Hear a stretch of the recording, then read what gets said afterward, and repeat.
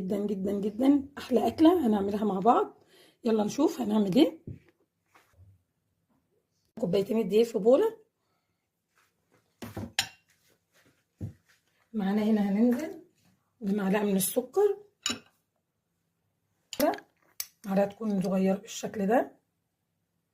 عايزين نزود شويه صغيره بس. هنقلب المكونات الجافه ديت مع بعضها.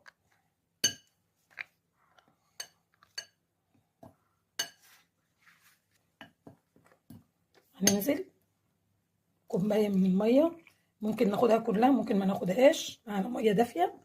هنبدا نقلب العجينه بتاعتنا بالشكل ده.